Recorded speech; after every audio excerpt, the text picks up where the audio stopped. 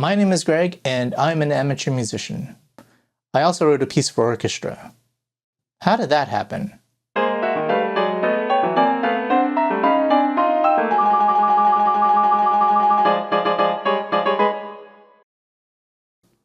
Now don't get excited, it's not a symphony or a large-scale work. It's a short 3-minute piece that no one commissioned and done purely for fun. For fun. Let that sink in. So why did I do it? Well, I've been thinking about what kind of piece I'd write for an orchestra, and I hit upon the idea of a record album. Now, orchestras usually use recordings to emulate a concert experience. Throw together some long 20-minute pieces into a loose program, and voila! Gift shop merchandise you can sell in the concert hall lobby. But what if you could take the idea of a record album and turn it into a symphonic form? When people talk about great albums, they're usually talking about a thread that ties together a set of songs into a complete whole. That's not unlike some 4-movement symphonies. Looking at you, Beethoven 5. My idea is to write a series of short independent works that could be taken into a recording studio and crafted as an album. An orchestra wouldn't have to perform the entire album in concert. They can take their favorite tracks and turn them into a suite, or take individual pieces and sprinkle them throughout a program. Although nothing should stop them from playing the entire thing, I just want to make that clear.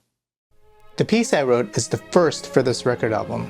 I've got another 2 in the works, and I'd like to write about 10 or 12 in total. My only restriction is time. None of these pieces should exceed 5 minutes in length, and they should average about 3 minutes. I do have an unofficial second restriction. These are not pop songs for orchestra. If I can stay away from verse, chorus, verse, I will.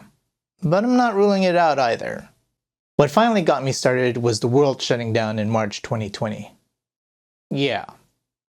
I opened up a notation app on my iPad and started putting down ideas.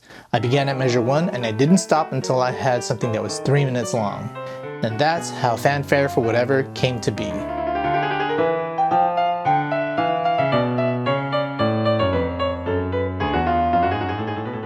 So I make it sound like I'm Mozart taking dictation from my head, but no. Years of training and listening to music led up to a point where I could open up an app and just start writing. And the first step in that training is to get a degree in music. Yes, I am an amateur musician, but no, I don't make money off of music. I have a day job as a web developer. But I did get training to be a professional, and for something as ambitious as writing an orchestral piece, I don't think I could have relied just on songwriting skills alone. I needed to know how to write 4-part harmonies and proper voice leading if I was going to create a short score or piano reduction that would make any sense. I also took a semester of orchestration, and I still have the Samuel Adler textbook I used in class. It certainly helped me orchestrate this piece. Could you do this without a college degree? My personal bias tells me no, but there is one thing I did that could help somebody who can't go down that path.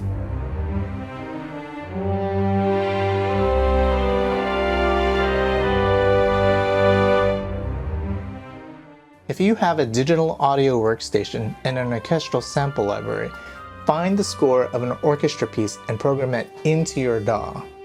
Composers like Bach learned their craft by copying the work of other composers by hand. At least with a DAW you can play back your results. I did this with the 3rd and 4th movement of Beethoven's 5th Symphony. Playing a recording and following along with the score can give you an overall picture of the piece, but actually entering each part note by note gets you inside the score and lets you see how these parts interact with each other. At the very least, you get to practice reading alto and tenor clef in the strings and to deal with transposing scores. And if you think that sounds tedious, oh yeah, you would be correct.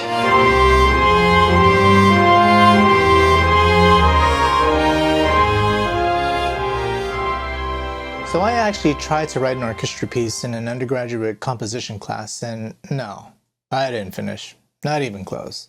I thought I had to write the piece as a full score, and I didn't even know how much of the orchestra I wanted to use. I don't remember my composition teacher telling me to start small, so I had to arrive at the conclusion that I needed to write a short score first.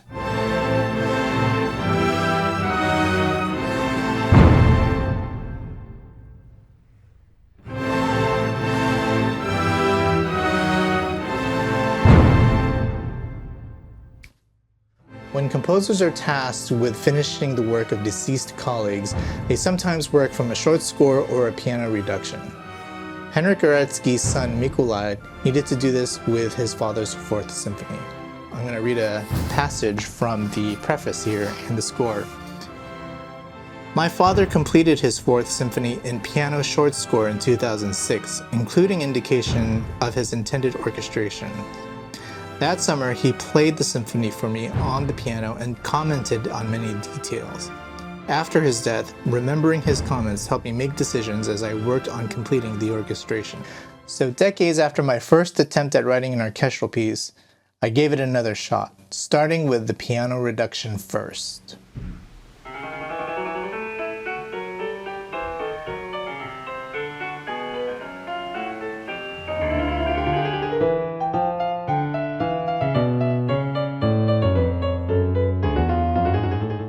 And it worked out pretty well.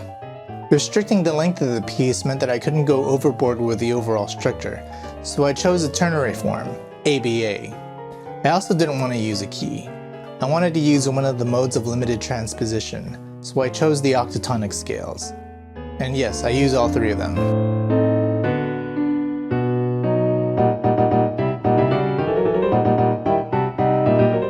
The nature of four-part harmonic writing also imposed its own limits. I made sure that the upper three voices didn't cross each other, and also kept in mind the general range of orchestral instruments. Finally, I didn't orchestrate the piece until I had most of it in place. As I wrote the piano score, I could hear certain instruments taking on particular sections in my head, but I resisted the urge to do anything in my DAW until at least 90% of the piece was set in a piano score. And in a way, waiting till the end actually made orchestration decisions a lot easier.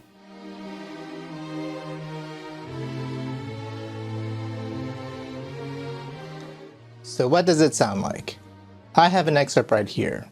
For the rest of it, you can find it on your favorite streaming platform and on Bandcamp. Search for Empty Ensemble, my virtual orchestra project. I also have a score follower video on the Empty Ensemble YouTube channel. Thank you for watching, and here it is. Orchestral song number 1, Fanfare for Whatever.